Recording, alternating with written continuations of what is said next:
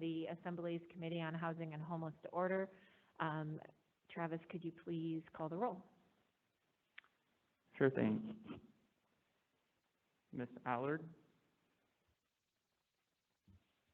Mr. Constant? Here. Mr. Dunbar? Mr. Dunbar will be joining us just a little bit late. Ms. Kennedy? Ms. Kennedy is excused. Ms. LaFrance? Mr. Perez-Verdilla? Mr. Peterson? Present. Mr. Rivera?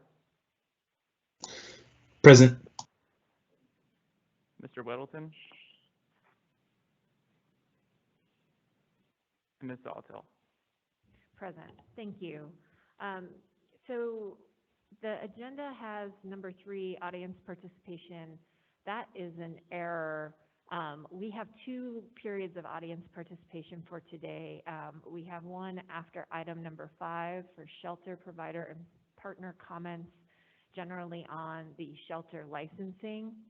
If you are a shelter provider or a coalition partner and would like to provide comment, please go ahead and email me, meg.zaletel, Z-A-L-E-T-E-L, at anchorageak.gov. Before we get to that point in the agenda, and we will go ahead and make space. The idea there is to provide an opportunity to provide general comments about shelter licensing if you haven't had a chance to submit them or you would like to provide something more general. And then after that, at number 6, we will do our typical audience participation. So we have a robust agenda today. As you noticed, we are scheduled for a 2-hour meeting, 10:30 to 12:30. We have 3 items to get through before we talk about shelter licensing. The first is we are welcoming Ms. Lebo with the Health Department to give us a quick overview of the ESG, Emergency Solutions Grant, and CDBG, Community Development Block Grant Fund Awards. Ms. Lebo, are you with us? Yes, hi, good morning, thank you. Good morning. I can share my screen. I guess I want to share something. Excuse me. Just about to. Okay. So thanks for this time. My name is Nicole Lebo. I'm the Human Services Division Manager at the Anchorage Health Department. And we are at the Health Department working for all of us all of the time. We always like to make sure that we're talking about the 10 essential public health services that we are doing in all of our work. And with what I'll talk about today, we're definitely doing policy development and assurance work. So just so that we're all grounded. So this is about the ESG and CDBG CARES Act funding. So we always add the CV next to it. We have been allocated a little bit more than $7 million from the U.S. Department of Housing and Urban Development to prevent, prepare for, and respond to the COVID-19 pandemic. We had mentioned in our previous report in February that the way that we were going to allocate these funds were not only what was HUD eligible, that's our first baseline, but we were also going to try and align our efforts to what was in the gap analysis put forward by the Anchorage Coalition to End Homelessness. And so these are the areas of that plan. And then here, this slide talks about that they took all of those parts and put them into priority settings, high, medium, and low priorities. So we can see here in the high priority, shelter, rapid rehousing, and permanent supportive housing. Our recommendations put forward 53% of our $7.3 million towards our high priority projects. We put 23% in our medium priority, and we put 9% into our lower priority. In terms of backbone and infrastructure, we put our administrative costs that it takes to administer some of these funds. That's not technically what the coalition meant by backbone and infrastructure, but we did want to indicate that some of those monies are going there. So we just did the best job we could describing that. So there is a full list of projects. This is what the document will look like. Here's a snapshot of it. And here are two websites that you can get it, both Muni websites. Excuse me, someone's telling me something, but I'll look later. It's both on the Community Safety and Development website, which is part of the Health Department, as well as this Assembly Committee webpage. And then you can go through and look at the way that these monies have been allocated. It gives the amounts, it gives the organization's name, as well as a brief description of those projects. And so with that, that's the end of my very short brief. And if you have any questions, please do email me directly. And if there are questions right now, I'm happy to answer them. Thank you, Ms. Lebo. I encourage members to look at the full comprehensive list that is on the committee's webpage. It was posted there partly in response to members' requests to understand where other funding sources or other funding was slated to go in our larger conversations about recovery dollars. Ms. Lebo, what is the timeline for disbursement of the first round of funding? So we are the first round of money. Some of it is we're working towards contracting right now. That was put forward to the Assembly a few months ago. This will show up in the Assembly for approval in the next month, and it will have to have your approval, and then we need to have HUD's approval. Then we go through a contracting process. However, we've been working already with the people who have been recommended as grantees so that they could be doing some reimbursement paperwork so that it goes back to either the 5th of January or the 1st of March, depending on the project. And so those monies may not be able to be invoiced until the middle of the summer, but it could be for activities that have already previously occurred.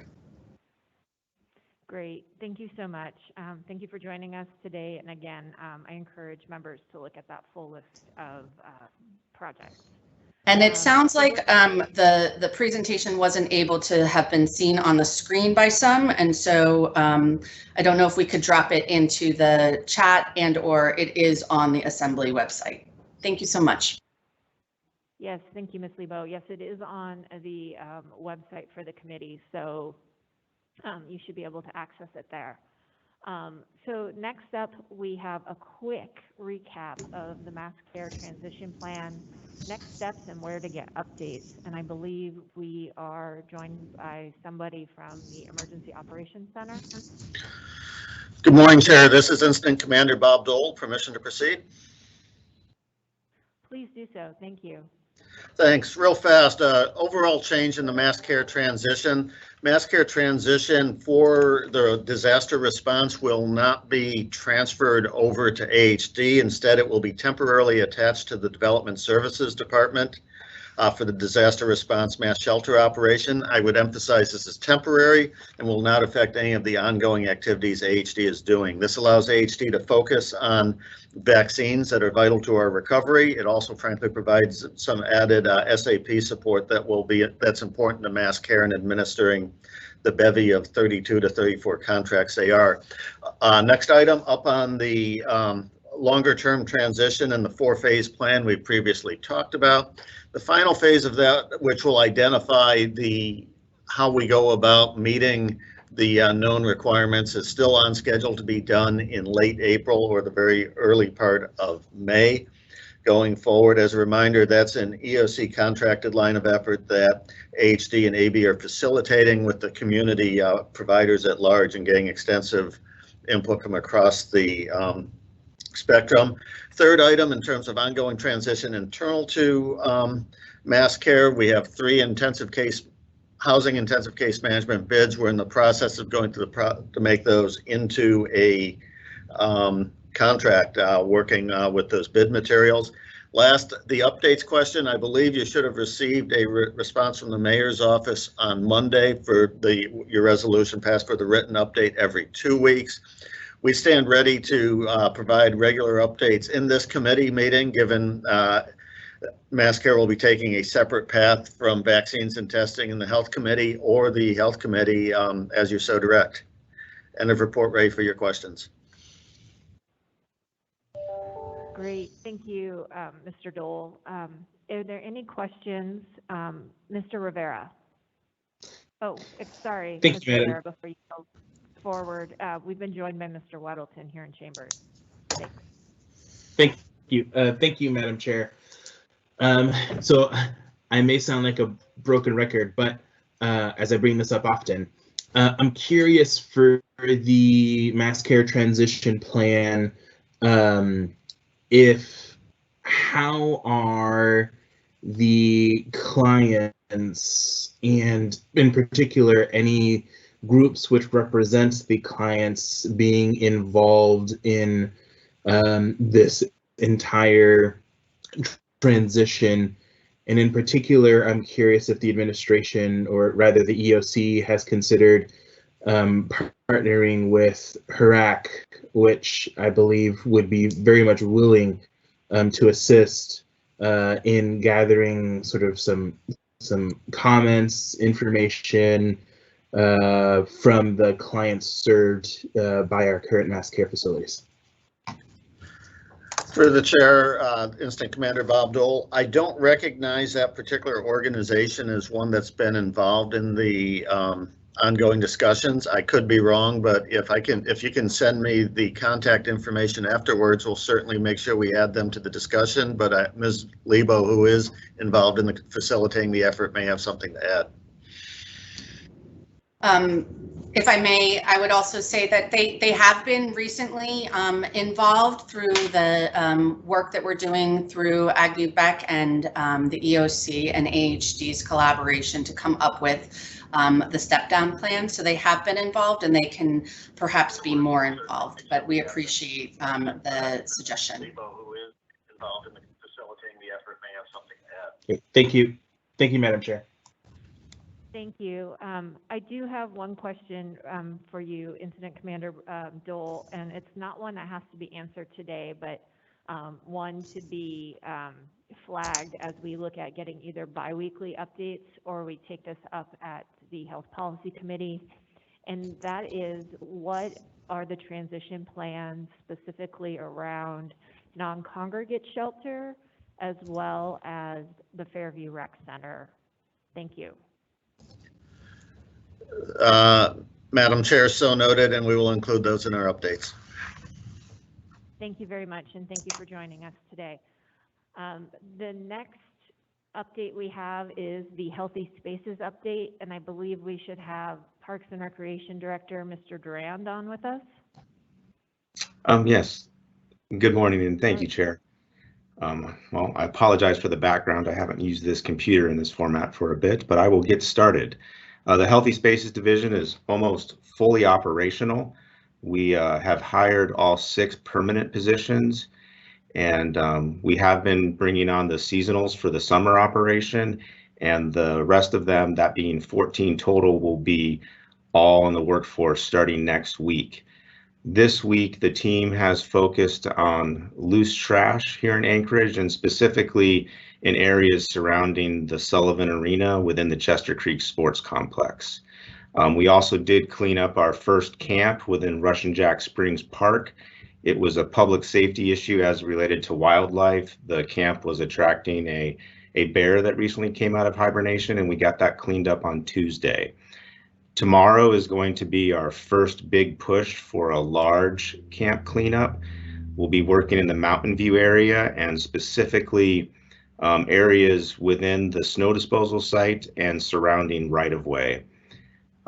We start tomorrow. We anticipate that the fastest we can handle this large effort is about a week, but it could take as long as 2 weeks. We've been coordinating with the CAP team of getting other campsites posted, and in the weeks to come, we'll be transitioning into the areas within the Chester Creek corridor, starting near Charles E. Smith Park, or often called Gorilla Park. We also have some camps that we plan to address near West High within West Chester Lagoon, and then transitioning over to Jacobson Park and into the Campbell Creek corridor. We will have additional seasonal positions starting next fall when the summer seasonal positions end, and we're really excited to make a difference and excited to see how that goes next winter as well. And that is all I have for today. Thank you very much. Are there any questions for Mr. Duran? Mr. Weddleton? Are we using this? Oh, good. Thanks, Mr. Duran. So I got a couple of questions. One is, what is your sense of the number of camps out there? Are we higher than normal, lower? Yeah, through the chair, that's a great question. When we look at the GIS database and all of the reports that are in, I think it'd be fair to say that it looks typical. But when we actually start inspecting through boots on the grounds, and we started doing that over the past couple of weeks, we're finding that a lot of those areas have been abandoned. So I would actually say that we have less active camps in the Anchorage Bowl than typical. All right, thanks. My very unscientific looking around appears that way, but you never know where people change. Thanks. So are you prepared to do one-day abatement with you have storage site and so on? Sure. Yes, we are prepared to do one-day abatements, and we have already done a 72-hour abatement associated with the wildlife issue, and that does require storage. And we are very fortunate to have all of our permanent positions came with a fair amount of experience through previous years, so we were really easily transitioned into the storage needed for that first one. Can I a little bit? Okay, can you tell me about the storage? So where is it, and what are you? Maybe just a little bit on the logistics of that. What are you using to store? Sure, we use totes, and we have paperwork associated with the process. And currently, everything is being stored within the Chester Creek Sports Complex in close proximity to the Sullivan Arena, in a locked facility. All right, good. Thank you. Great. Thank you, Mr. Durand, for joining us. So now we're going to turn to the next item on our agenda, and this is the shelter licensing ordinance that a draft went out. And we have engaged with providers, departments within the municipality, as well as coalition members. So I've created this space for us to go through the comments we've received, to get feedback from assembly members, and we've been joined by Mr. Dunbar, and to walk through these comments, not necessarily to provide a response to them, but to have a place to discuss them so that the drafters of the ordinance can go back and take these comments as discussed into a new or a second draft. So before we jump right into the weeds, I'm going to give either Mr. Weddleton or Mr. Constant an opportunity to make any comments as co-sponsors on the ordinance before we jump right in. This document, along with comments received by the health department and a couple of other providers, are up on the website. Mr. Weddleton, Mr. Constant, would you like to provide any comments, or we can jump in? I don't want to delay jumping in much, but at this point, we are really looking for honest feedback on it, what works, what doesn't work. Be very broad ranged in your comments. That's what we're looking for. Thanks. Great, thank you. So, Chair? yes, Mr. Constant. Yes, thank you. And I just want to add that this project is a very critical element in moving forward with the transformative business that we've been working on for the past 4 to 5 years in the context of hopefully decentralizing the massive concentration of individuals experiencing homelessness from one tiny little area to a number of places, in particular where they currently are when they socialize and associate in the streets. And so this project is the hand and glove partner to the conversation about the B3 zoning Title 21 change, and they must move together for the health and safety of our community. Thank you, Mr. Constant. And just to put a little bit more context here, the hope on the timeline here is to take the committees and members who are with us today's comments to the comments or to the draft ordinance, spend a couple of weeks with that, and then the next time we will probably review the second draft of the ordinance will be through the Community and Economic Development Committee or Subcommittee on Shelter Licensing. It's another committee that is working through this issue as well. So here I really am welcoming comments. And then after we go through these comments, as I stated earlier, there'll be the opportunity for providers and coalition members to give broad feedback or comments about shelter licensing. So with that, what we have on this chart is where in the document the comment and then who the commenter was. I've just listed provider/coalition. We want to thank the coalition on convening providers for 2 different sessions to walk through this draft ordinance. So jumping right in, and I really don't want to just hear myself talk. During this conversation, I really do hope we get good feedback here from the members present. On page 1, the first comment was a concern about people experiencing homelessness versus unsheltered people, that the ordinance gave that impression. A general comment, and one that I think is also addressed in the comments received from the health department is, will this require a new department? And then would the assembly just consider focusing on the Good Neighbor Plan in lieu of a licensing scheme? So just have Good Neighbor plans. I'm going to run through a few of these and then I'm going to stop and ask for feedback. Also early on, why was the approach taken to spend municipal money on a new expertise to assess whether there should be a license instead of relying on accreditation versus new services? Next one is a shelter didn't believe they matched any of the definitions provided in the shelter ordinance. And what if both emergency shelter and transitional shelter are on the same property? So really, the next one similarly, transitional living can sometimes simply be housing that expects residency from 6 months to 2 years. It might be problematic to include that in this effort.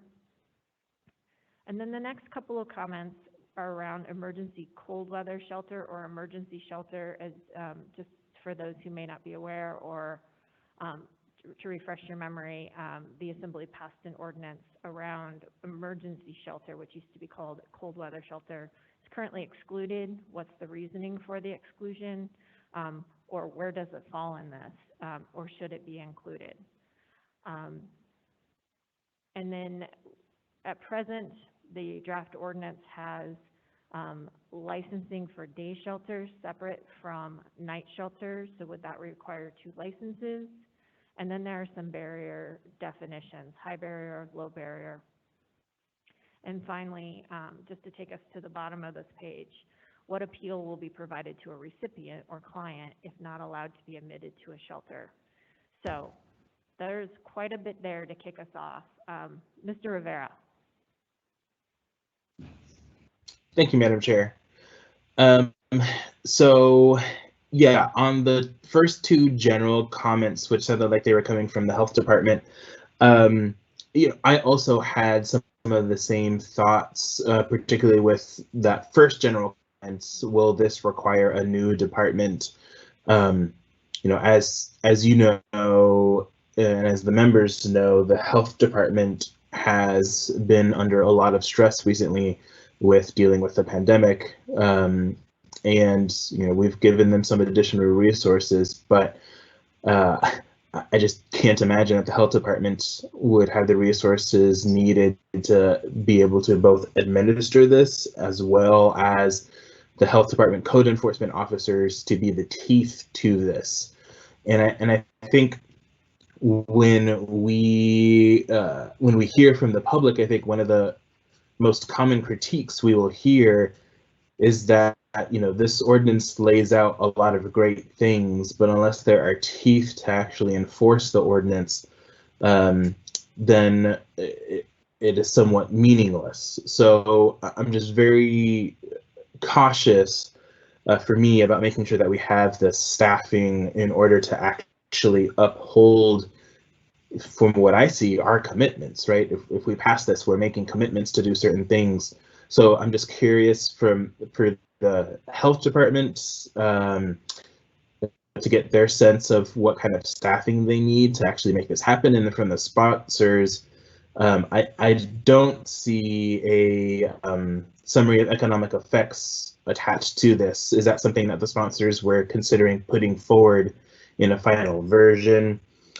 And then on the good neighbor policy, and then that'll be my last comment after this. You know, for me, I think a good neighbor policy lays a great foundation, but I don't think it by itself does what our neighbors want it to do.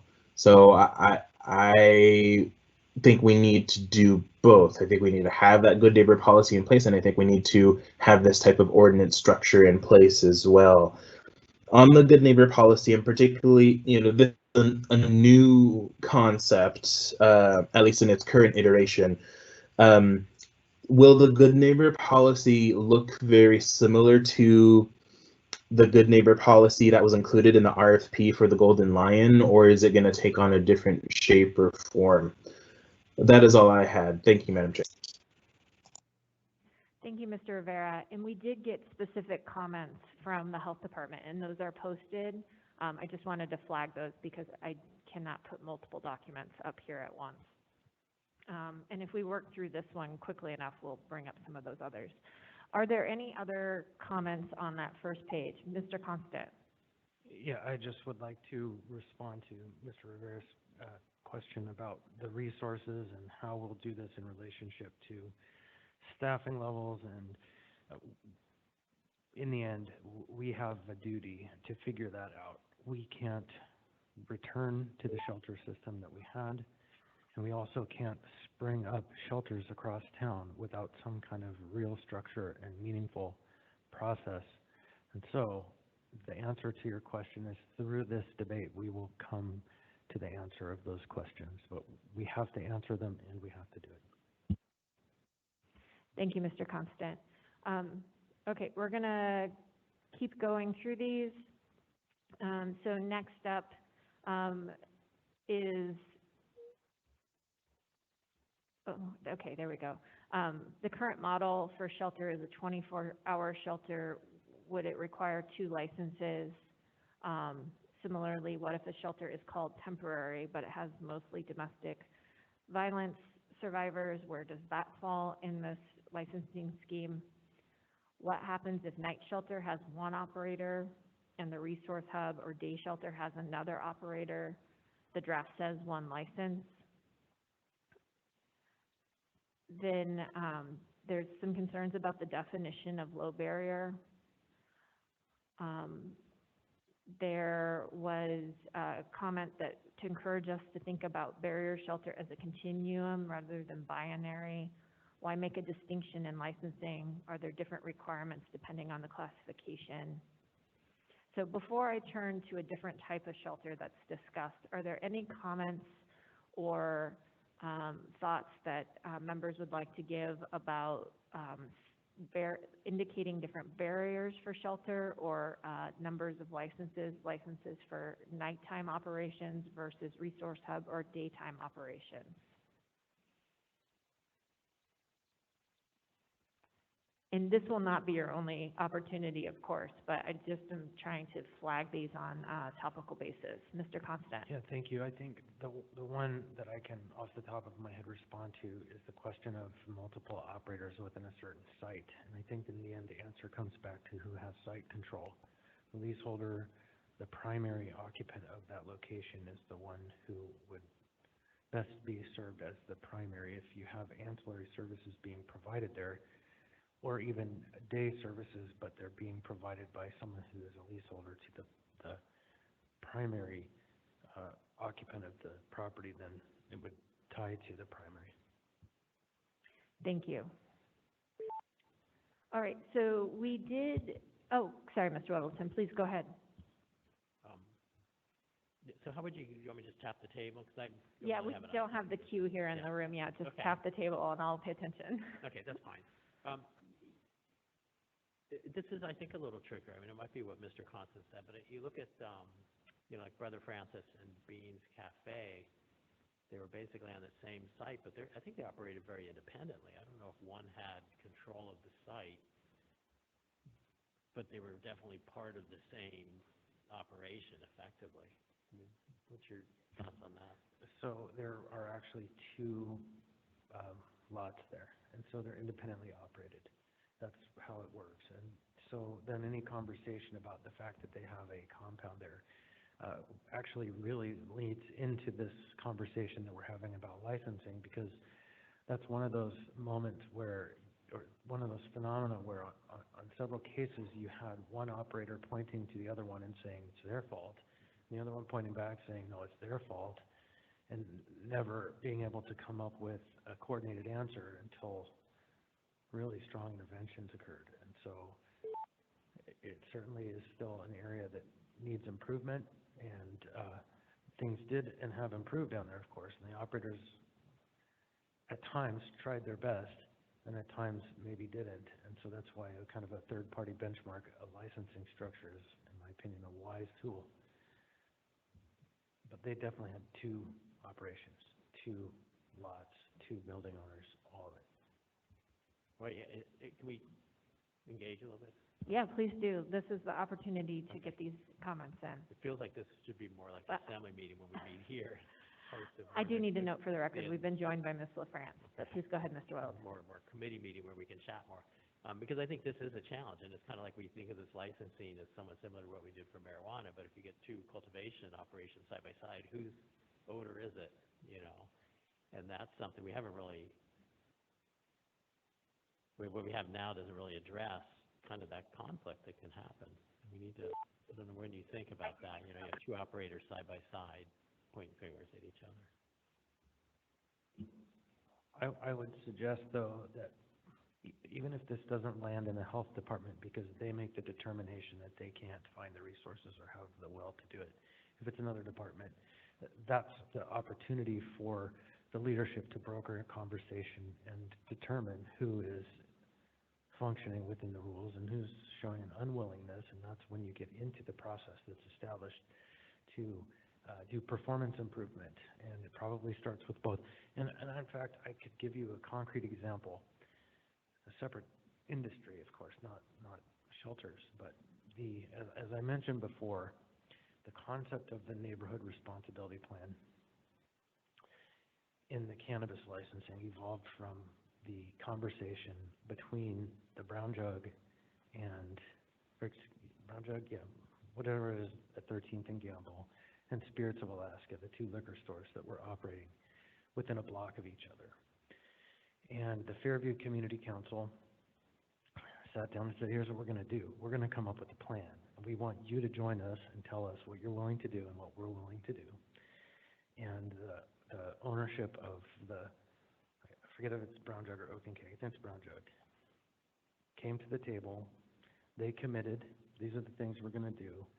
They signed on an MOU with the Community Council. Spirits of Alaska said they would, but they never did. And they never did anything to change the way they operated. And it became crystal clear that with a little intent, the operator at 13th and Gamble did clean up their act, and the operator at 12th and Gamble didn't. And now there's only one remaining because the assembly at the time and even the AMCO board made the determination that that operator failed to live up to their standards.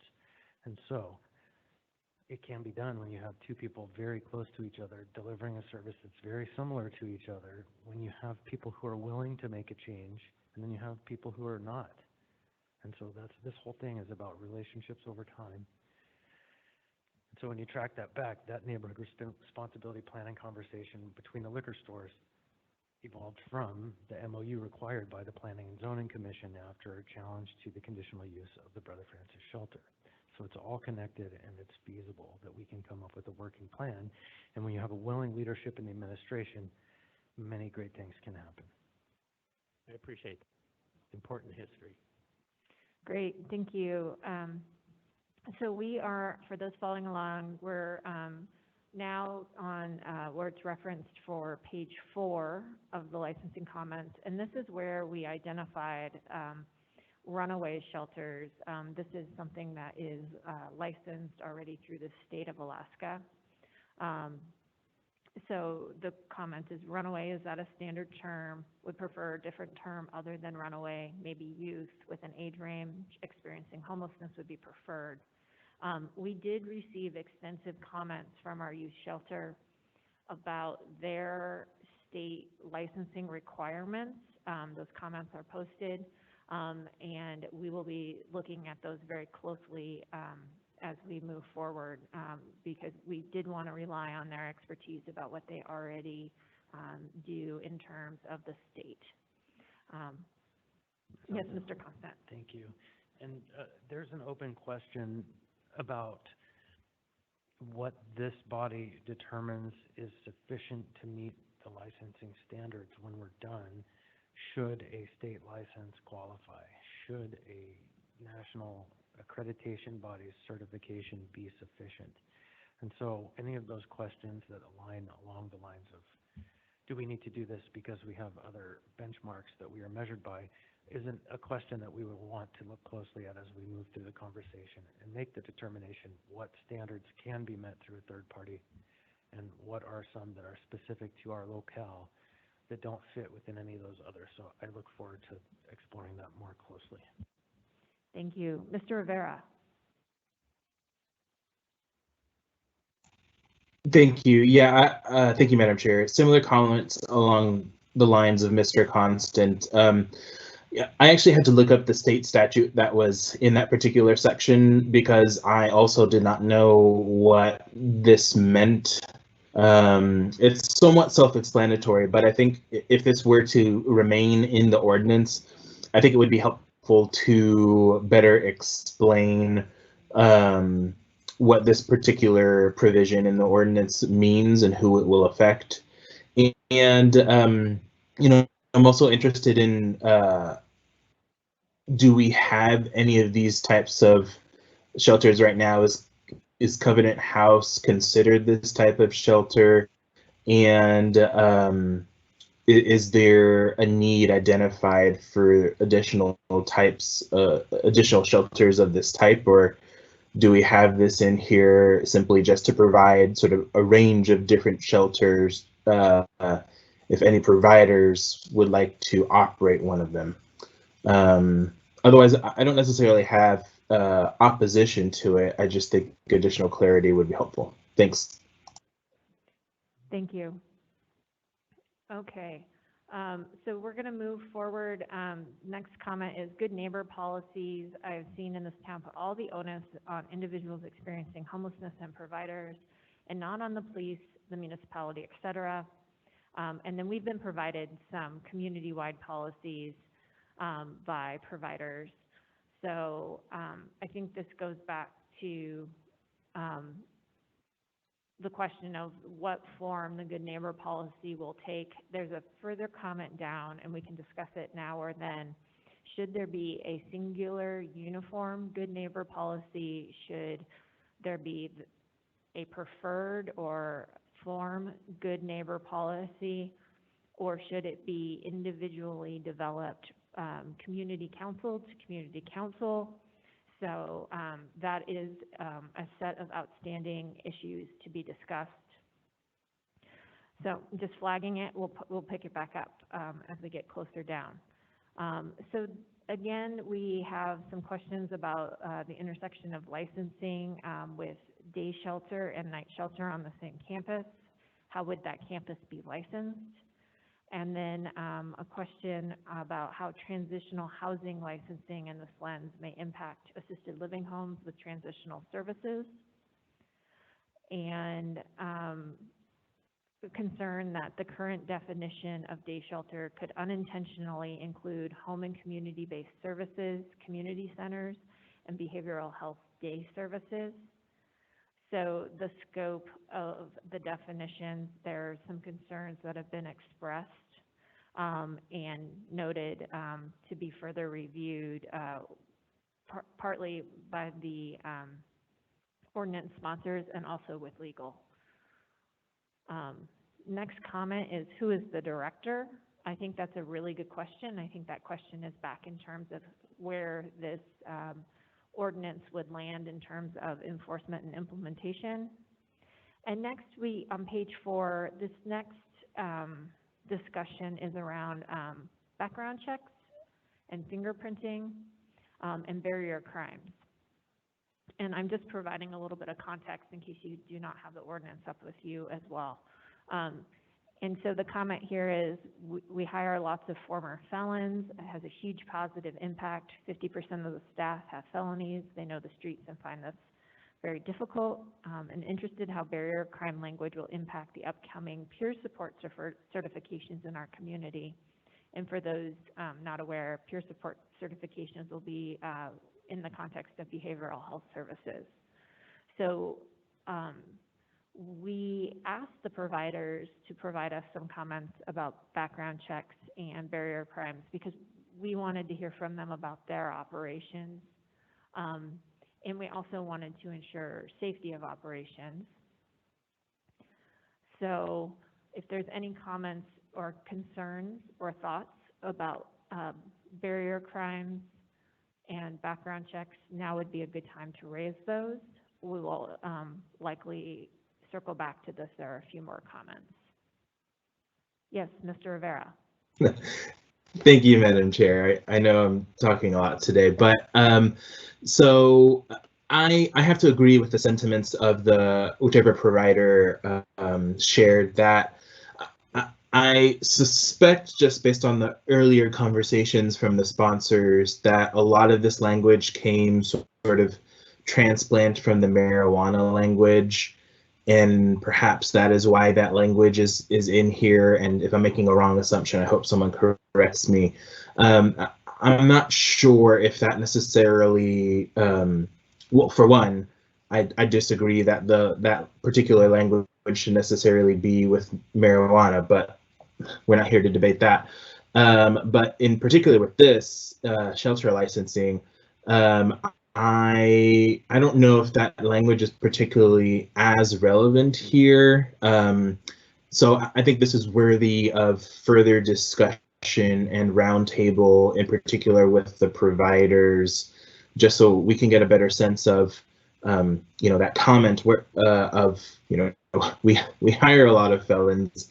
They know the streets, they know this population very well. They've been rehabilitated. They want to do good, so why would we prevent them from doing so? So I think it's just worthy of further consideration. Thank you. Thank you, and I continue to encourage your participation. Mr. Constant, then Mr. Weddleton. Thank you. I'm mostly in agreement with Mr. Rivera's perspective there. I would add that we did hear from a set of shelter providers that they do conduct background checks as a process under their accreditation.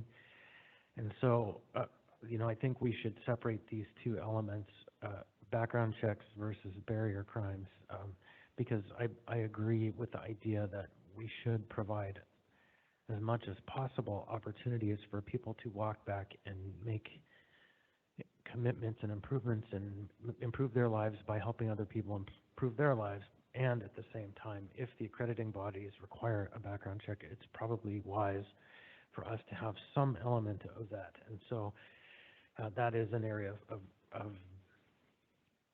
really interest for input from the various entities, because we want to do as little harm as possible and at the same time promote community wellness. Mr. Welton. I actually have 2 points, one on this and one that would back up a bit. So when we're done with this barrier crime discussion, maybe come back to me for the other one. You know, on the barrier crime, an issue there, it's interesting, the provider's viewpoint, which is, you know, they're there and they know, and it has a lot of legitimacy.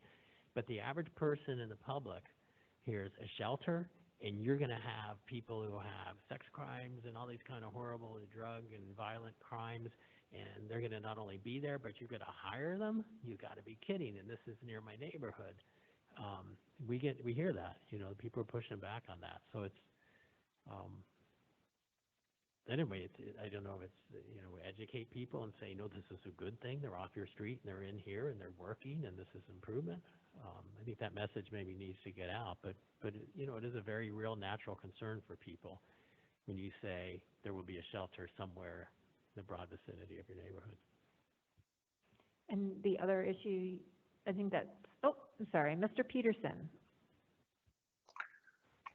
Thank you, Madam Chair. And I was just going to say that, you know, many of the people that work in drug rehab are former addicts. And so it's kind of the same situation. They know the streets. They know they've been down that road before. And so they have a much higher understanding of what it takes for someone to quit or whatever.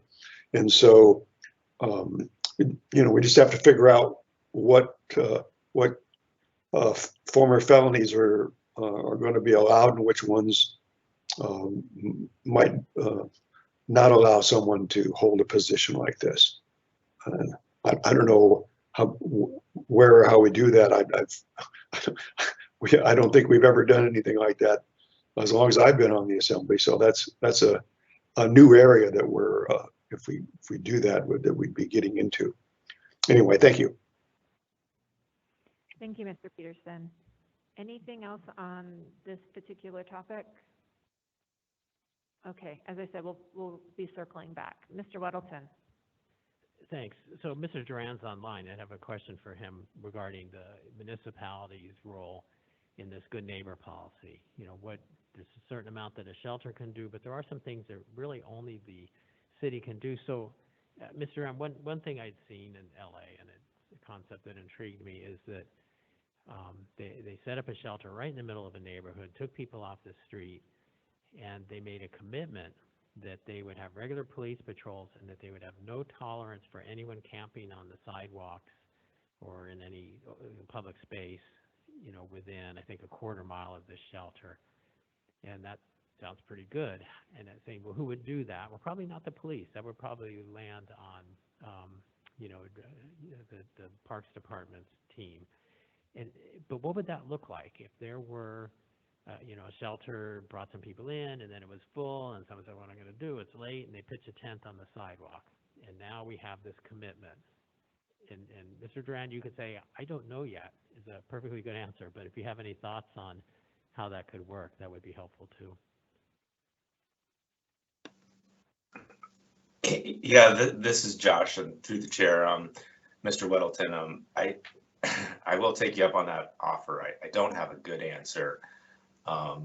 With some more information, I could absolutely have discussions on this topic and see what type of value parks could add. All right, thank you. The question will come back at some point. Thanks. Okay. I've got it flagged in the notes. Thank you. Mr. Constant. Yes, thank you. And I have a response to that question. You know, it's easy to talk in the specific as opposed to the abstract. And so let's talk about Third Avenue. And one thing that we know is in the past, last year has been great, but in the past it's not been great. And the providers make a reasonable argument that they can only go so far to police their property. And then where is the community's commitment? And so we do have APD. However, APD is a limited resource, and we don't want to use public police for private security. And so the conversation has turned to other strategies. In particular, the first one, and probably the most important one that we've been working on, is the mental health first responder team, which will provide for hopefully, a rapid response to individuals experience the kind of challenges that we see them on the streets. So that would be one of the first protective measures.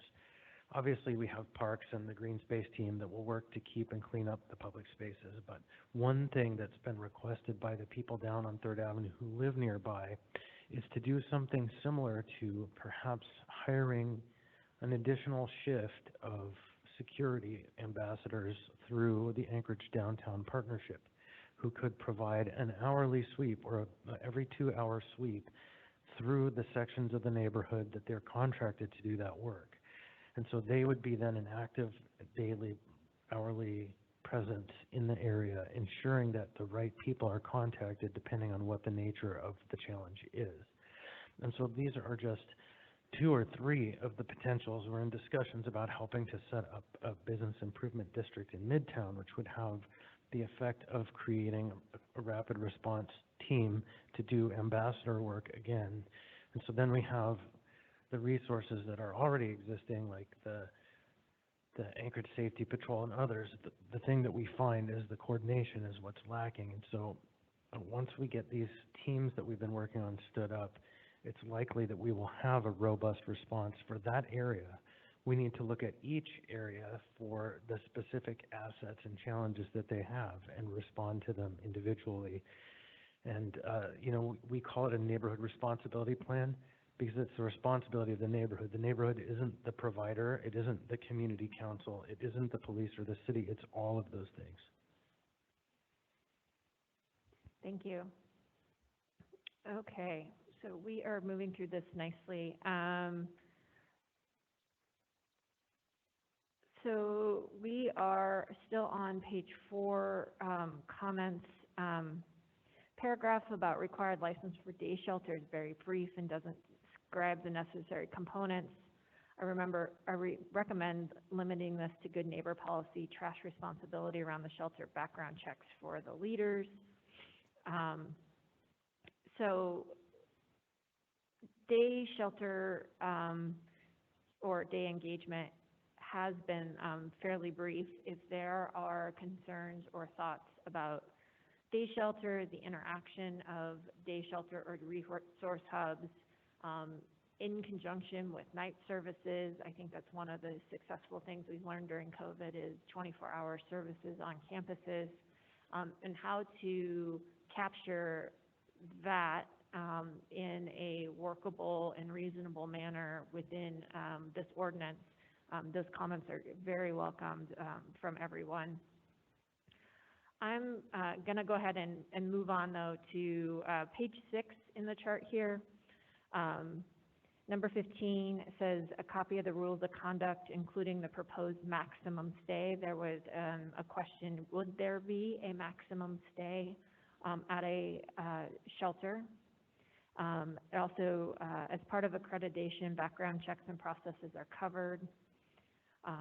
Staffing ratio, it's only mentioned at this point in the ordinance. It's not identified what it would be.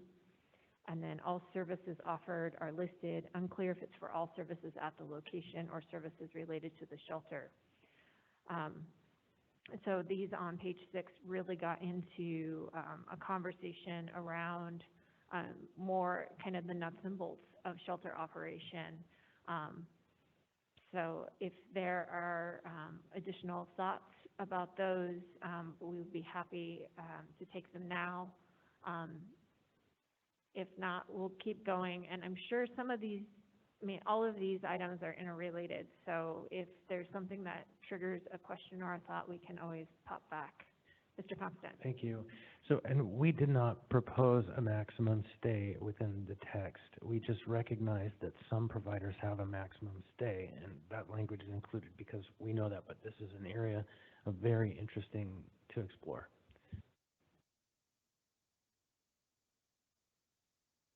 Thank you. Okay, on to page 7. So this was, is there a process for the land use and the shelter licensing to be concurrent or sequential? This recognized that there would be a land use piece to having a shelter. And then here's where we got into the conversation around accreditation. Accreditation meets all the above criteria, but may not be included in the Good Neighbor policy. And it mentions that Catholic Social Services is credited through the Council on Accreditation. Can shelters that receive accreditation send that process timeline requirements to the Assembly to compare and minimize duplication? That's been a request by the sponsors. And then, is there any further discussion about utilization of prior accreditation, independent accreditation right now? And we can work to see what we can share around the current accreditations shelters may have if we want to dig into those particular requirements. Okay, so on page 8, we start to talk about the nuts and bolts of, are any shelters grandfathered into the process that are already in operation, or are they subject to the new applicant and renewal process? Regarding a notice to cease operations, how does this compare with childcare licensing? Are these timeframes similar? I think that comment comes from the idea of another essential service.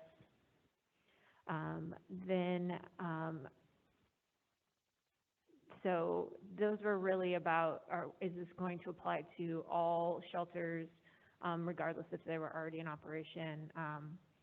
And if there are any thoughts about that, you're welcome to share them now. Okay. So Catholic Social Services is very helpful, and they shared that they have a barrier matrix they use. And they were worrying and wondering about liability around background checks and how much of that would fall on the municipality. What kind of liability attaches with licensing if a shelter is licensed and then something happens, does liability attach back to the municipality? That one has been flagged for council. There are multiple references to background checks. The comment is the requirement should be limited so as not to preclude the use of staff who with lived experiences, either as volunteer or staff, as deemed appropriate by the operator. Maybe the operator should be required upon application for renewal to report if there have been any problems in this area, and they can decide if more individuals need to have background checks. I think we've had a pretty good discussion about that. What is the implementation cost of shelter licensing and creating expertise within the Anchorage Health Department? We've discussed that to some extent, and then we also have the response from the Health Department. It is really about the building. It is not about if you are not speaking, it would be great if you could mute your line, please. We'll be getting additional comments on low barrier, high barrier shelters. Should those be independently defined? And then we talked about some physical plant type requirements in the ordinance, and these next comments go to those. There was a minimum space requirement we provided in the draft, and the comment was the Sullivan appears to have 2.5 feet between top and bottom bunks. Is that the practice, or is it a requirement for bunks to be at 3.5 feet? And then there are standards for shelter through the Emergency Solutions Grant if they are HUD funded, and those standards were helpfully provided by the Health Department as we were speaking with providers. So I've included those here in the chart so that you have them quick at hand. And in the draft ordinance, in case you don't have it pulled up, it says that the ESG standards would apply except where we've indicated otherwise, and then we listed out specific requirements that may differ from the ESG requirements. So in one of those, it was, can you elaborate on the sleeping area and the requirement for 50 gross square feet when common areas are not included? Is that a person that has a sleeping area and then adjacent to the sleeping area that a client has personal space of 50 feet? The goal is to provide space for clients and avoid a sardine shelter system and work with the providers to create what's going to work. The space put into the draft ordinance was really a COVID learned lesson. That space is something that helps shelter be successful. Mr. Rivera, on this area, please go ahead. Yeah, thank you, Madam Chair. And I think you were sort of getting to the point that of the, is this somewhat that 50 feet, is that sort of COVID related? Is that sort of the new paradigm that we're adopting? And is that 50 feet intended to sort of be a limiter in terms of the number of clients that could be stay at any one night in a particular shelter? So those were some of the thoughts that I had when I read that in the ordinance. Thanks. Thank you. Mr. Weddleton. 50 feet, I don't think it's a magic number necessarily. I visited a shelter in LA that had, for each resident they got, it looked like a regular office cubicle, but instead of a desk, it had a bed. And I would guess that was probably more like 40 square feet, but because they had walls around, they had some level of privacy that was pretty nice. And I suppose for COVID, that has to be helpful too, because they had some barrier. So that, so I don't know, I think we need to look at that spacing. It's very different than at the Sullivan where everything's wide open, and maybe 50 makes sense. Depends on the context, really. Yes, Mr. Constant. Thank you. In our meetings with the providers, they definitely kind of zoomed in on this aspect. And what we asked for from them was kind of a brief on how we could structure the space that is most effective for their ability to serve people, but at the same time respects the basic needs of human space. So hopefully we do get a response to that. Great, thank you. So the next comments are really about the intersection of emergency shelter in terms of the old cold weather emergency shelters and licensing. At present, just for some context, the draft ordinance does not include those shelters that are brought online on a temporary basis as an emergency shelter through the revised ordinance that I believe was passed last year. So the comment is, why is emergency cold weather shelter or emergency shelter not included in the standard?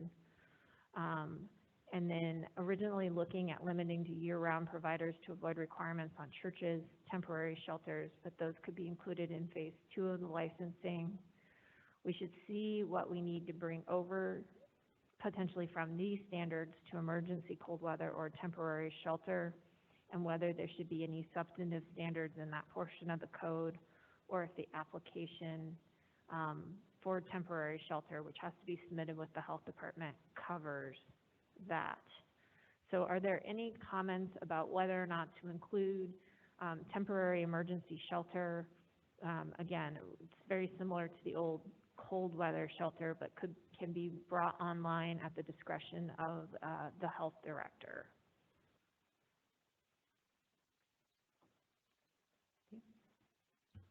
I'm of the opinion that we should not be including them under this section of the code, but instead, because it is an emergency response, I'll leave it up to whomever in the administration is responsible for executing that response. Rationale, of course, being that if you have a church that sets up for 1 or 2 times in the course of a winter to do this, why in the world would they be required to get a license?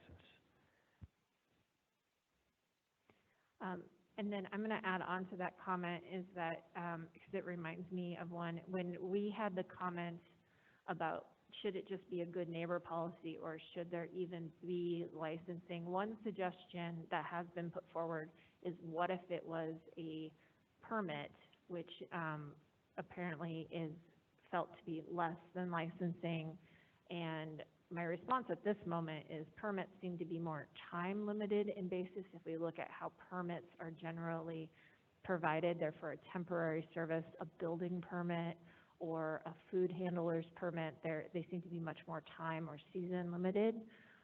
But it's worth exploring, and it's in the notes. But I did want to raise that before I forgot it. And Mr. Weddleton.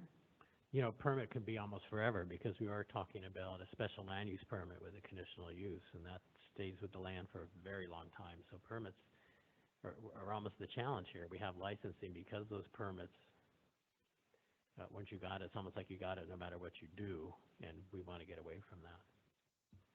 Thank you. Mr. Constant. Thank you. And just exactly in line with what Mr. Weddleton just said, we are in fact contemplating a permit. It's called a conditional use permit, and it is under the Title 21 section of the B3 amendment.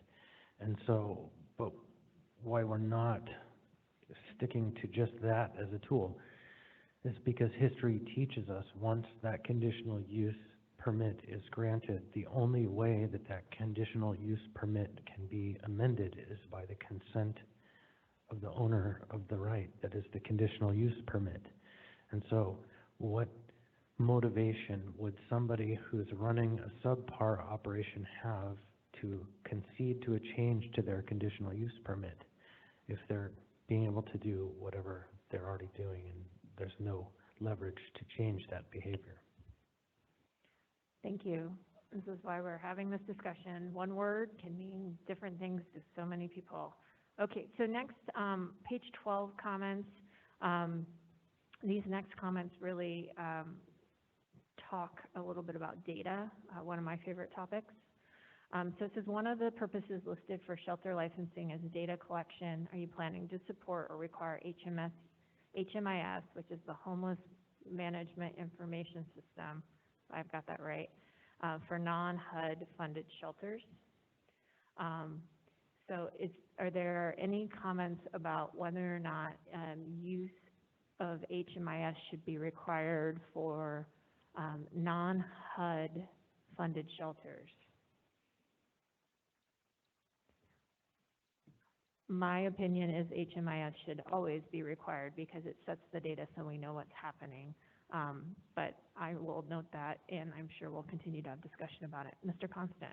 Thank you. And the one element to that we have to keep in mind is, again, we're not trying to be burdensome. HUD pays the entities that are required to participate in the HMIS. So what we probably need to do is understand the cost of participating in the HMIS, and if we require it, we have to figure out a way to compensate for that cost. Okay, great. But I do support requiring it. All right, next comment. CSS would prefer a community-wide good neighbor policy. This is what I had mentioned previously. Should there be a community-wide individual good neighbor policies, or what should that iteration be? A community-wide policy could be broad for community buy-in from police, fire, people experiencing homelessness, and community members, really just set a single standard. Similarly, should the assembly draft a good neighbor policy? Should it be facilitated by the coalition? A community-wide policy is good, but doesn't allow for neighborhood engagement with a nonprofit or provider. Providers and neighbors can work very well together if they develop the plan together. Problems arise when community and providers aren't working together. In the current form, the good neighbor policy draft lists required elements for strong good neighbor policy, include grievance processes and advisory council, etc.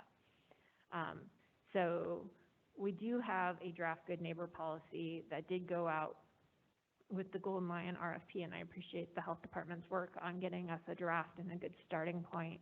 I think this is a continued conversation and a key piece to this conversation.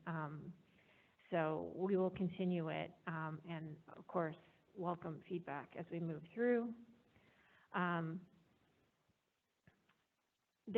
we're in the section of the ordinance that's good neighbor policy and municipal commitments.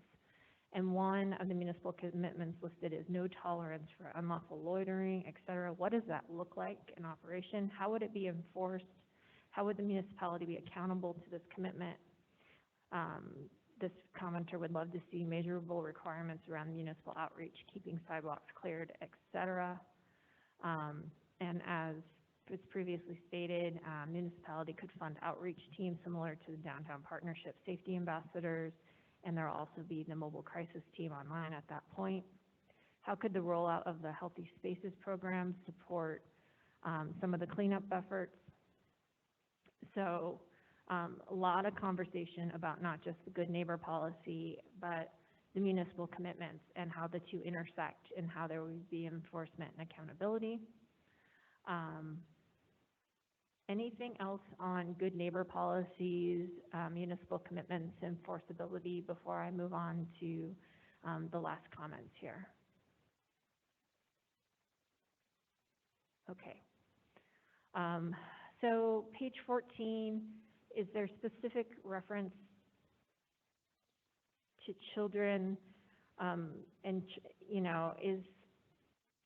so there was some question about the enforcement of licensing, and does this mirror or work how child care licensing in terms of progressive response for noncompliance with licensing? So that's something for the sponsors to look into, but it was one suggestion because I believe at that point in the ordinance, much like in marijuana, if there is multiple noncompliance, or multiple times noncompliance is found, that could be reported to the assembly, and the assembly could require a public hearing. The commenter wanted to know if that was the same in child care licensing for noncompliance. Page 14, the MOA commitment. Some suggestions like licenses and training for shelters to use HMIS, maximum time frames for application review or application denial, and operations and training. Really wanting more specificity about the municipality's commitments in terms of both processing these applications for licensure and to assist in the licensure process. Another comment here about that the licensing draft does not specifically address data collection, and then provides a resource. And then strategy 2 on this document has a vision for improved systems to collect accurate, comprehensive, and timely data. So some good information about how we could possibly facilitate that and the funding scheme for HMIS. So some good information there. Could the city licensing fee cover the HMIS licensing fee, training costs, custom report options, and additional reporting the municipality would want to see? And then another request for annual training for shelters. If it was expecting certain standards for operations, the training could be conducted in conjunction with the continuum of care and HUD to focus on certain topics important to licensing, like good neighbor policies. So some good feedback there just about how this could be a better or best practices vehicle. Timing review of application, there's a lot in about when a licensee or an applicant needs to submit information, but not enough detail for this commenter about the action on the application. Then the accreditation or certification by national bodies should be encouraged and should allow waiver of duplicated standards. Consider only requiring a good neighbor policy if the facility is accredited or certified, and consider inclusion of review of this ordinance at 1 year for the purpose of evaluation, whether its costs of implementation are worthwhile. So that's quite a few pages of comments received on the draft ordinance. I'm going to open it up at this point for committee members and assembly members for any additional comments you would like to provide that we should take into consideration as we consider the next draft of this ordinance. And Mr. Weddleton, please kick us off. Sure. One thing, with the marijuana licenses, they all go through the assembly, and even the land use permit, which is Title 21, typically Title 21 stuff goes through the Planning Commission first. I would, in the process of doing this, not discard the idea that the special land use permit and the license would travel together through the assembly on any shelter. And we've been able to handle it for marijuana licenses, and we've got many, many of them, and shelters will have very few, really. So we should be able to handle that burden, but that's worked really well with marijuana, and certainly having them travel together saves a lot of time for everyone. Thank you. Mr. Constant. I want to riff on what you said there, Mr. Weddleton, about how, the anticipation is there will just be very few of these applications, and I completely agree. I have heard concerns that we're talking about creating an overwhelming burden that will need multiple staff members to address all of this. And I just still have yet to be able to wrap my mind around where and when and how that array of shelter providers is just going to come out of nowhere. And so I agree that the process should flow together, just like we're talking about these ordinances flowing together, because they're intimately bound together in the land and the neighborhood and the use that we're talking about. Thank you. Mr. Rivera. Thanks. So a couple of additional comments. First is, I believe somewhere in the ordinance it talks about notification to community council, and I think it would behoove us if we ensured that not only the community council that the shelter is in gets notification, but also the surrounding community councils. And then second comment is around the ability of the director, whether that's health department director or whatever director it turns out to be, to waive. I think there's a couple of parts in the ordinance where it talks about waivers that the director can do. And some of that makes me a little bit nervous, particularly with something as big of a decision as shelters. So I'm wondering if there's the possibility of adding the assembly as a check to the waiver. That might be something that we should discuss for future iterations of this ordinance. That's all. Thanks. Thank you. All right. So thank you all for walking through those comments with us and for the feedback. I think that's really important. Now in our agenda, I've created space for us to be able to take comments from shelter providers and coalition members first, generally that aren't specific to anything that we necessarily discussed today, but as a much larger, in a much larger context. So we do have Mr. S.J. Klein on the line with us, and I know he is with the HAN Commission, and he would like to provide some feedback. Are you with us, Mr. Klein?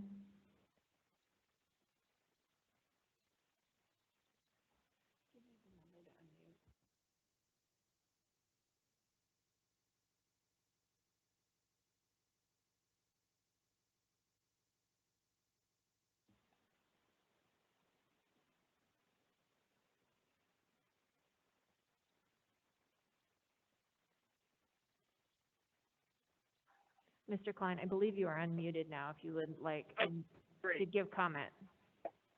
Great, thank you so much. Sorry about the technical difficulties. And I believe any other members who are present that want to give comment, I believe you press star and then 6 to unmute. Anyway, I really appreciate the opportunity to give testimony on behalf of both the HAN Commission and the Fairview Community Council. I also sit on the advisory board of the Coalition to End Homelessness, although my involvement has been fairly limited since COVID. We're just kind of right at the light. Anyway, and I apologize as well. I'm training a driver for my trail business while giving testimony. So I apologize for that in advance. I'm coming to this with the perspective, having lived with Brother Francis, as a neighborhood for 40 years. We've seen a lot, and I come to this with compassion for the clients of shelters, and real disgust at the city's inability to address, what we consider offsite impact. When you put a shelter in a place and then don't provide adequate supports and protection and, the sort of mitigation for the things that happen off property. Right at the light. And so I've got two sets of comments, one related to scale and then and sort of the city's responsibility and what's reasonable to expect of providers. And then the second comment has to do with specifically with the neighborhood responsibility plan, which I would like to point out is significantly different from a good neighbor policy. And really, the licensing process is where a neighborhood responsibility plan should happen. So starting with kind of shelters and offsite impacts and the city's responsibility. I mean, I would start with the position that the work that providers do on site is good work. And, the problem that we have is the bigger a site becomes, or the bigger a facility becomes, naturally people are going to congregate. They've got friends. If there's a critical mass, then there's also people predating on a population that's vulnerable and at risk. And so, humans are social animals. And, we have public spaces. We have public spaces. Everybody has a right to use public spaces. And so, the liability for an operator is fairly limited in terms of what we can expect, of an operator to mitigate offsite impact. That said, the only real solution, go ahead and, excuse me for a second, go ahead and pull in front of this trailer and put your hazards on in front of the trailer. That's fine, right up here, put your hazards on. Anyway, and that said, kind of the only reasonable way to limit offsite impact is through scale. The size of the project is really going to determine the amount of offsite impacts that need mitigation. And so, personally, I'm in favor of a licensing process that becomes more prohibitive the larger the project is. Take this. Thank you, Mr. Klein. I also have your written comments that we can share with the body, but I appreciate you dialing in and sharing your thoughts with us today. There is one thing related to the neighborhood responsibility plan. If a member would be willing to ask a question, I could expand upon really quickly. Great, thank you so much. The next individual we have to speak with us is from HRAC, and they're here in chambers with us today.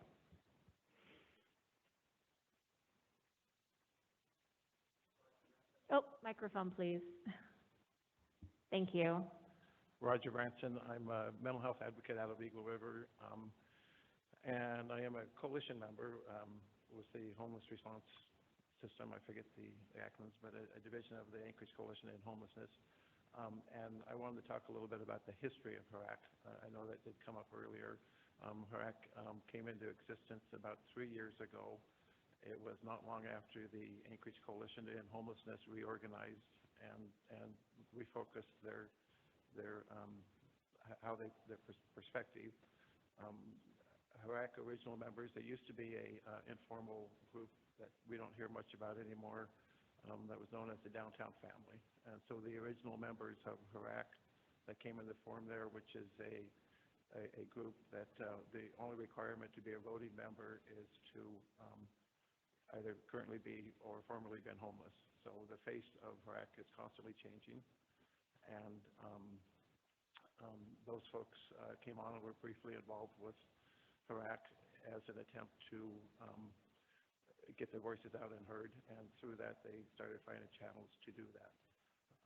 I am just a placeholder spokesperson as they authorize me to, but because it is the only requirement to be a voting member is currently or formerly houseless, that is subject to change. And so I very much appreciate the people that have empowered me to be here to speak on their behalf. One of the early continuing leaders would be Jonathan and Holly Cannon, and they were very instrumental in getting their voices out and heard. And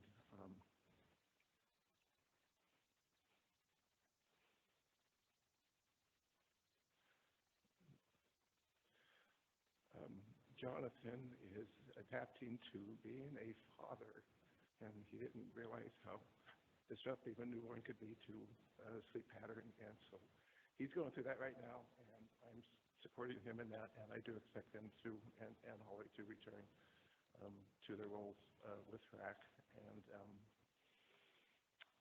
we continue to be a voice for the marginalized and the unheard, and we would very much cherish the role of just echoing those voices on up the chain, and appreciate, you know, as an advocate, what an awesome day this is today to be back in person, to see you guys doing the work, still diligently solving these problems that have plagued us for so long, that are so ripe for being solved. And so I thank you for allowing me to be involved, and I thank you for allowing RAC to be involved. Thank you. Thank you. Mr. Constant? Thank you. So Roger, there's lots of philosophical conversation happening in the community about should we require licensure for these operations or not? Does HRAC or do you have a perspective on that? We absolutely need a framework for everybody to work inside, to know what the boundaries and limitations and, you know, what the community needs it. So I personally do support this. I know within our assembly or within our membership, there is some conflicting voices that I would not want to speak for, but generally, yeah, we need some boundaries around it. We need data. We need data to be flowing back and forth, not just from us, but to the people in the community, so they understand who we are. We need mental health services. Oh my gosh. You know, there's a rumor that they're on the horizon, coming through collaborations with the state, and I place a lot of trust in the Mental Health Trust Authority personally, and I'm just praying that while I'm here in Anchorage that they're taking care of business in Juneau, and I believe that they are. Mr. Weddleton? I don't know if I have a question so much, but maybe you could comment on it a bit. You know, one thing as we've looked at, you know, companion with this is, you know, proposal to allow shelters in general business districts. And then along with the shelter, and I know some criticism we've gotten is like, but that's not the solution. You need to do mental health and drug rehab and so on. And in your view, you're pretty broad. I mean, we are doing that as well. This is one piece, but we're not thinking this is the cure to anything. It's a little piece of the puzzle. I mean, are other things, are mental health and drug recovery and jobs, all those other pieces being taken care of at least somewhat? I mean, what's the bigger picture?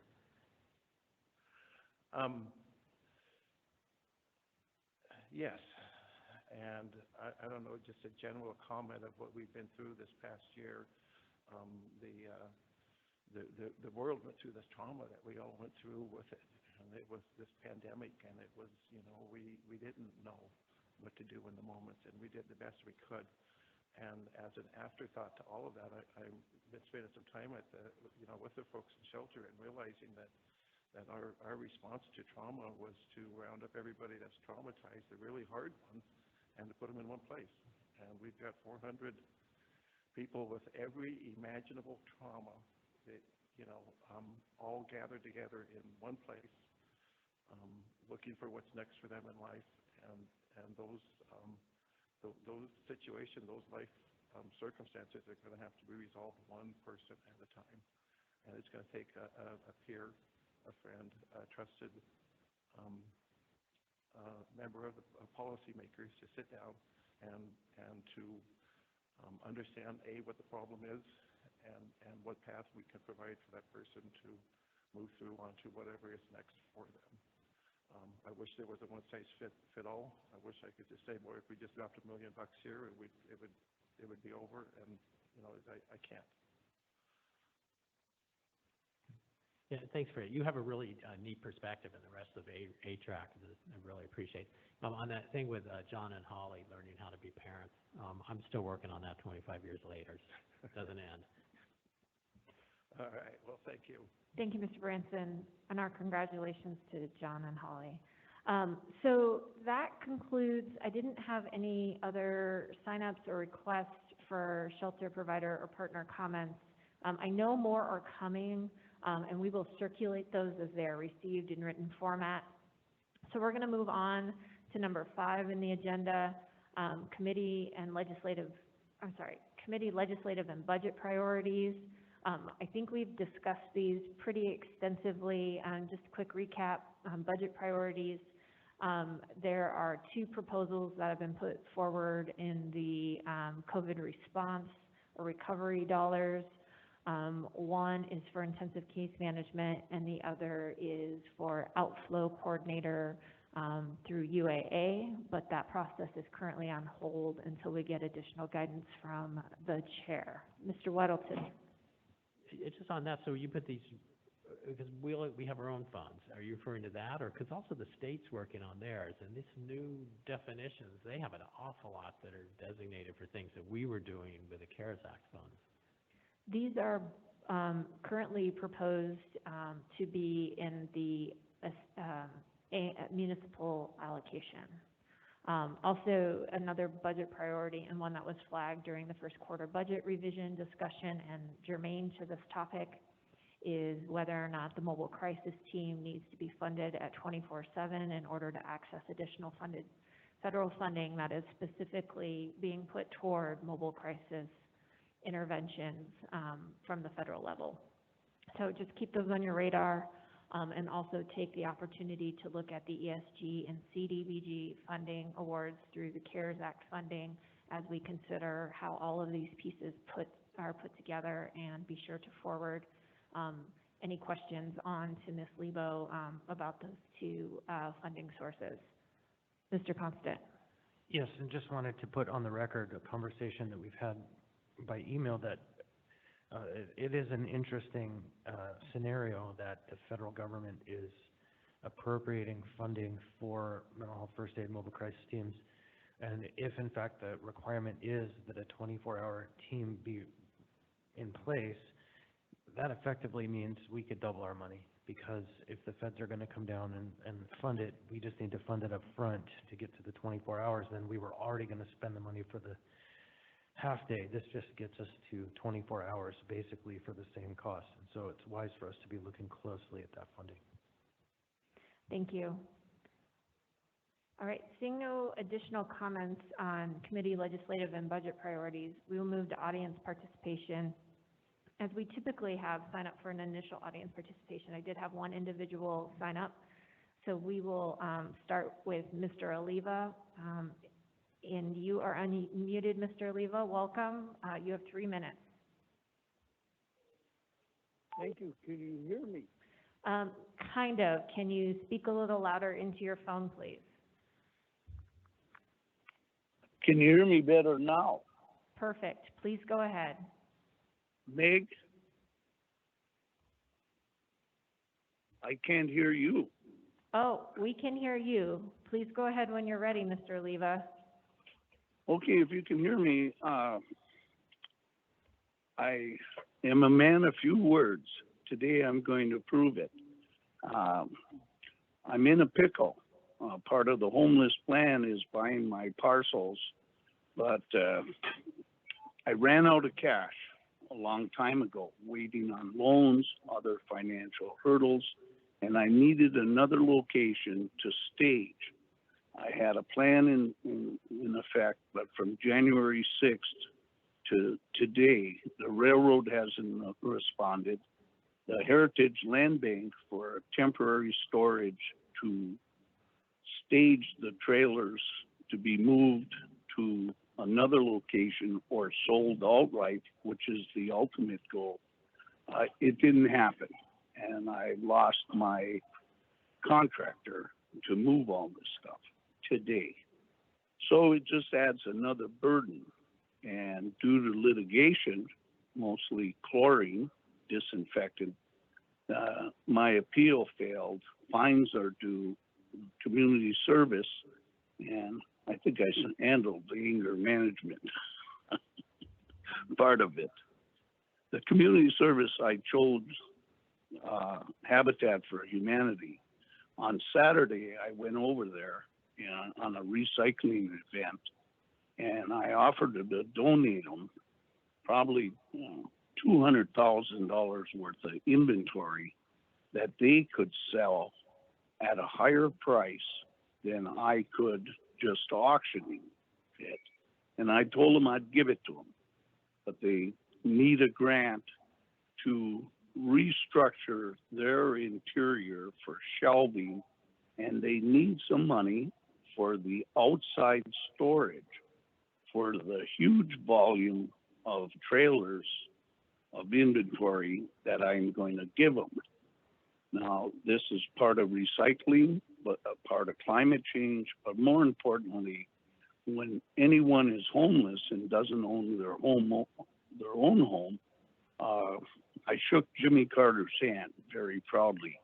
And Habitat for Humanity offers sweat equity into home ownership. I have the building supplies, I can furnish them, and I can refill the Restore store 3 times with ease.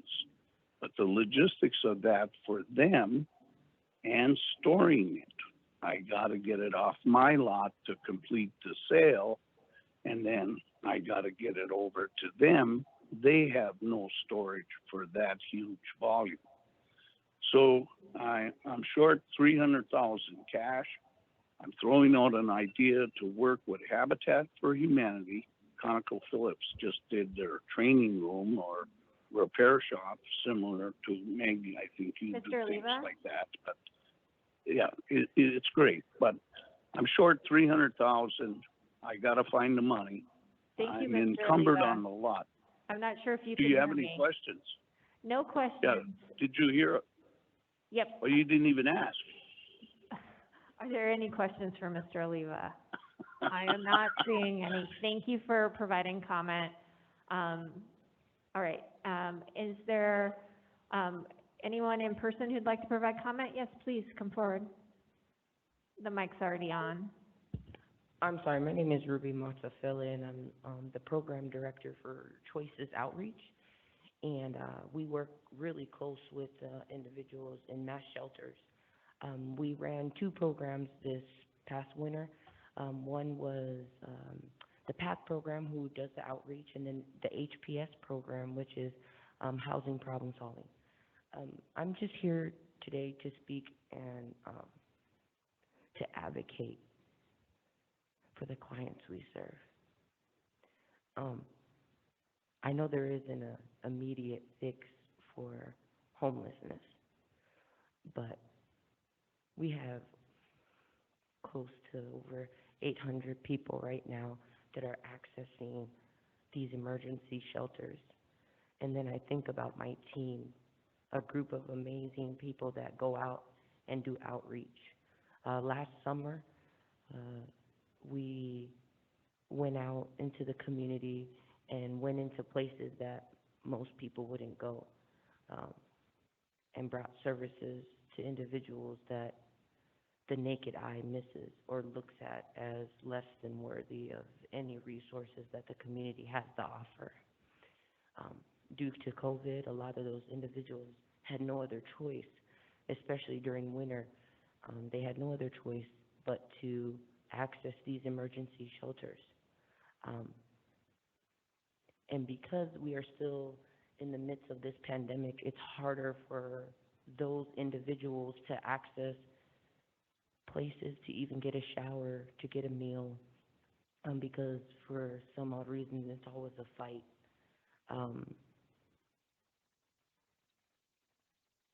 I know you guys have a lot on your plate, and it's like we have more problems than we have financial stability to kind of help these problems. But all I ask is that whatever decisions are made, that we remember they're human. And a lot of people that are in the woods, a lot of them don't have drug addiction problems. And a lot of them aren't here to ruin people's communities, but it's their community too. And when these mass shelters eventually have to close down, those 800 plus people are back on the street, and then they become a bigger problem. So other people feel, but it's okay as long as they're not in my neighborhood. And all I ask is that whatever decisions are made, that outreach is something that you guys believe in, because we have people dying in the woods with no one around them because no one comes to check on them. And us being able to go out and check on these people and put a smile on their face is a lot. Thank you. Thank you for coming to provide us more information. Mr. Weddleton. Yeah, thanks for coming. I mean, you have a perspective that so many of us don't, and it's important for you to keep sharing that. And, you know, we do have a lot of things on our plate. We're extremely busy, but we will clear a lot of things off the plate for these things. I mean, this is a huge community issue. It's very personal, down to the individual. So, you know, this is very important to us. Thank you. And I just want to thank you guys for hearing me out today and keeping housing first, because it's possible. The HPS program, they thought that maybe 60 people would be housed, and with our organization and others have housed over 154 people in a short amount of time because we were given the opportunity. So all we ask is that we continue to have that opportunity, and for funding to be put towards housing and outreach is something that's really important and that this community needs. Thank you. Thank you. Mr. Constant. Thanks, and I just would add one other thing, and that is that, yes, we will be shutting down the mass shelters, but that doesn't mean we're going to have 800 people living on the streets. We'll do everything we can to make sure that's not the reality, and that's why we're meeting now. Thank you. Yes, and could you please send us some information about the HPS program? If you can hang out for a few minutes, I can give you my email address. I would really like to know more about that specifically. Sounds great. Thank you. Yes, Mr. Haberman, thank you. Thank you for waiting.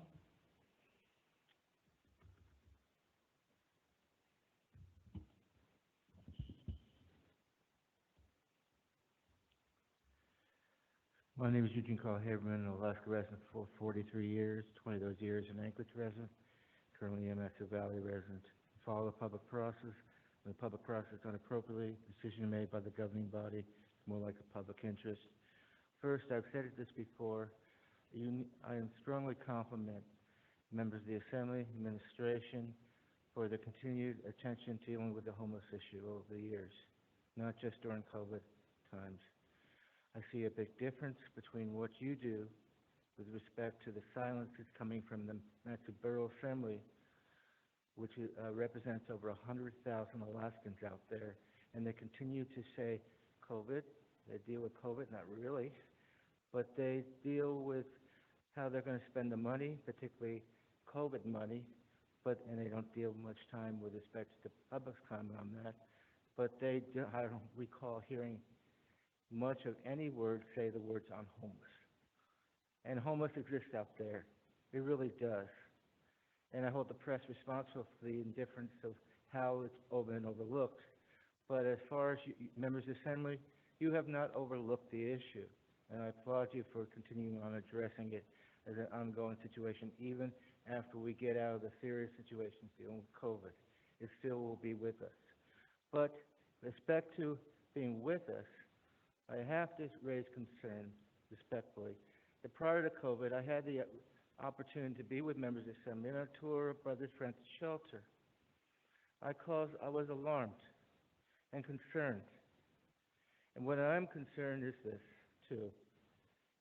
We cannot afford a repeat performance in the way Brother Francis Shelter was operating pre-COVID time. You are looking into where you're going to go after COVID and how to deal with homeless. And I respect that, and I'm glad you are doing that respectfully.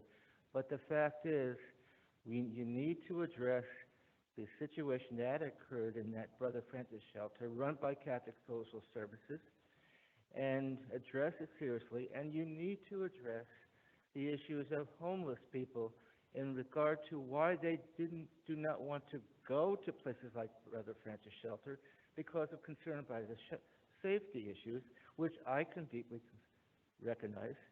And you need to address this. There's a vacuum in this room. The vacuum that I'm talking about is really over the course of these meetings. Do you ever hear from the people who are being affected by it, particularly the homeless, hearing from their voice? What are their concerns? What you are hearing from is people that are from organizations and staff and so forth, and how they interrelate with the homeless to some degree. But the fact is, you need a direct line to the homeless, and they need to have a direct line to you, and they need a direct line to you at this microphone when you address homeless. And thank you with all the respect. Good day. Thank you. I believe with the Microsoft Teams live event, there's a Q&A portion. Is there anything in the Q&A? Yes, so we do have one comment from Michael Burke. His comment is, does anybody know if Parks and Rec has released their 2021 spring and summer camp abatement plan and process with dates? If you've already covered that, I apologize, my internet keeps cutting out. Great, thank you. And if Mr. Burke is listening, we did hear from Parks Director Durand about their plan. I don't know if it's a written plan quite yet, but we will ask for that. And we do have healthy spaces as a standing item on this committee's agenda. So we will look for possibly having that next month. Are there any additional committee comments before we wrap up today? Mr. Constant. I just would like to thank you, Ms. Aldella, Chair of this process, for being as methodical and thoughtful as possible as we walk through what is an ongoing and very challenging conversation to have. In my opinion, everybody has been operating in good faith. Just the challenges have been overwhelming at times here and there for the various parties involved in this conversation, and that good faith conversation is going to lead toward a better day for everybody in the municipality, and it's under your leadership. Thank you. Thank you, Mr. Constant. Thanks to all who've joined us for the extended meeting today. A reminder that there are additional comments we didn't necessarily review up on the committee's website. If members have specific concerns about the ordinance, the draft ordinance that they would like to raise, please send those through the clerk's office so they could be considered in the next draft. And as I stated, I'm sorry, go ahead. Thank you, Madam Chair. This is Mr. Rivera. I was in the queue to respond to Mr. Haberman, and I just wanted to echo and agree with his sentiments. As I stated earlier in the meeting, I am somewhat of a broken record on this topic of really ensuring in all of our processes that we are working hand in hand with the population most affected by what we are talking about. So I thank Mr. Haberman for raising that issue and concern, and I will continue to highlight that and push that we do so in this process. Thanks. Thank you. Sorry I didn't see you in the queue. So as I was saying, if there are further comments or concerns that members want to raise or flag for the sponsors of the draft ordinance, please put those through the clerk's office. And we are hoping to work on that second iteration of this in the next 2 weeks. With that, we are adjourned. Thank you.